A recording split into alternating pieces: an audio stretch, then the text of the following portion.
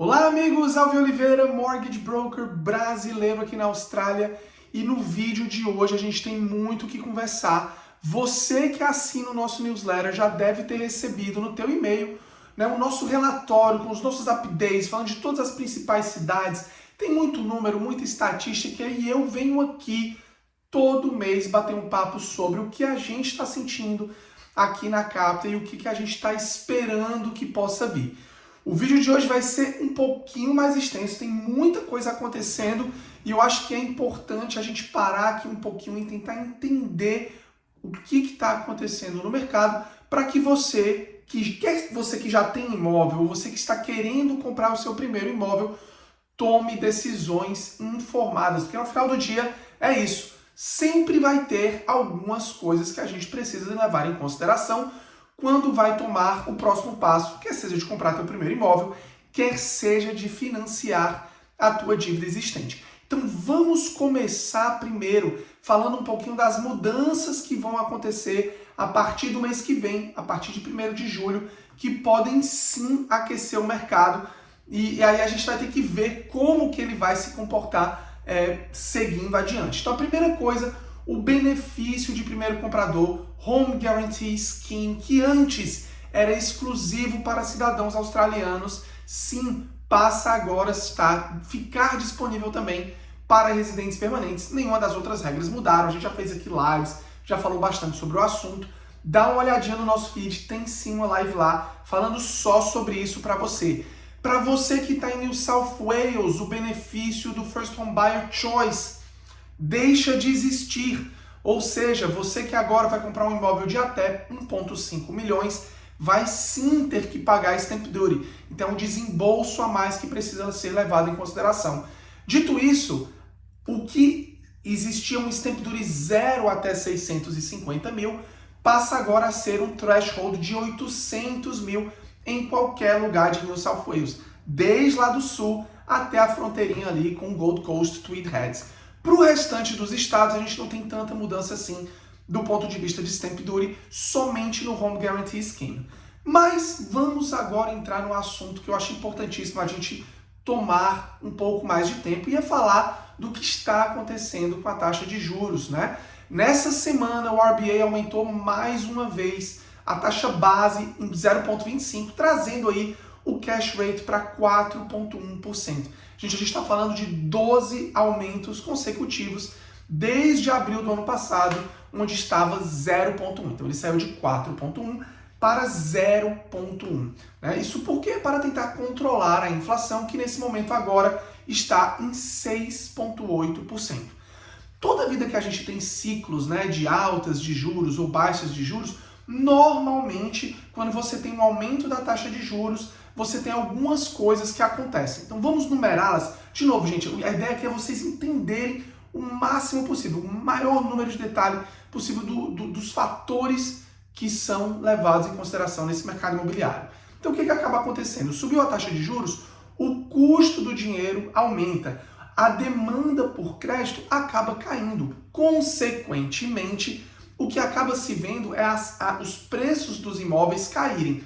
Os preços dos imóveis caíram, mas já tem alguns meses que a gente vê aí os imóveis relativamente estáveis e nesse mês de maio a gente teve um aumento de 1,2%, que eu volto a falar para padrões australianos, o termo que foi utilizado pelo mercado é massive. Então entendam que a gente como brasileiro não leva tanto em consideração o aumento de 1,2%.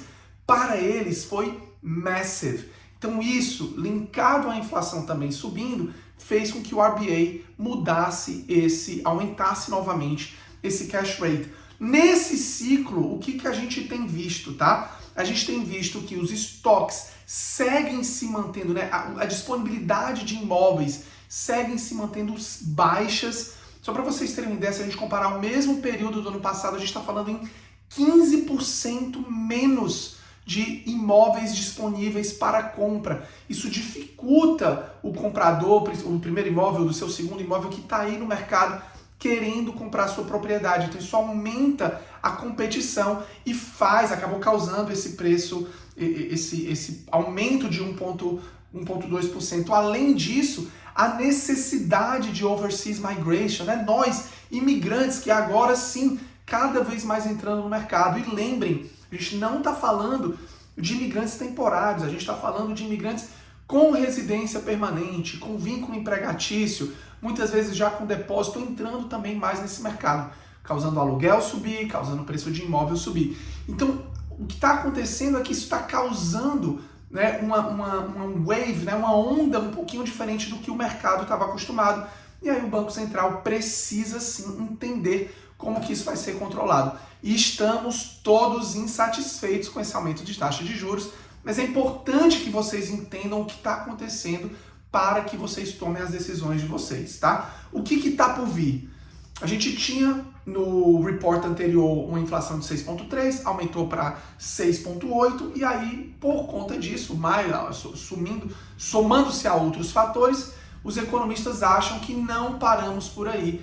Devemos sim ter mais 1 ou 2 aumentos de cash rate, o que vai trazer a taxa de juros, a base para 4,6% mais ou menos, o que vai jogar os juros que você vai acabar recebendo para ir em torno de 6,5%, em alguns casos, dependendo do teu nível de endividamento, pode chegar até 7%. Então sim, se você já tem imóvel e você não sabe se mantém variável, se refixa, considere isso na tua estratégia. Se você é alguém mais conservador, os bancos hoje já estão oferecendo taxas fixas de 2 anos ou de 3 anos a 5,5.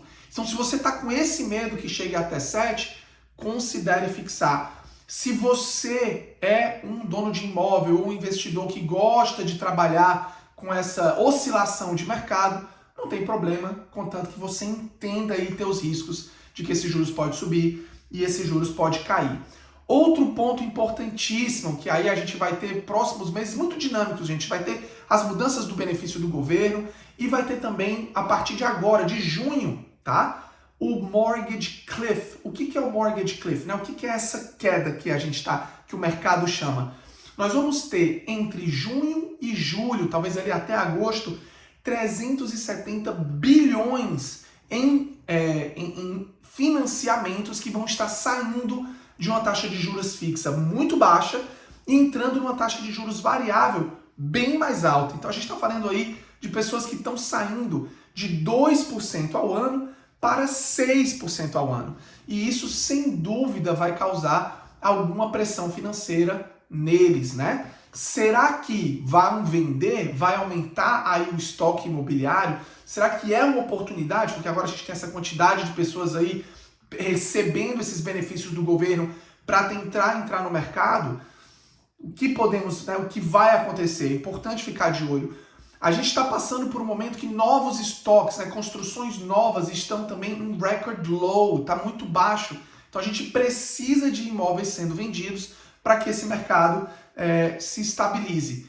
Além disso, também a partir de 1º de julho, os bancos eles entraram, eu acredito, num consenso e vão começar a cortar os refinance rebates, os cashbacks que eram dados para você sair de um banco e ir para outro, né? Assim, também normaliza, segura. A ideia é tentar jogar um pouquinho mais de estabilidade nesse mercado que tem sido tão diferente nesses últimos 12 meses. Não vou me alongar muito, lá no nosso relatório que a gente manda tem muita informação, tem dados, você consegue ver ali em cada cidade quanto cresceu a cada ano.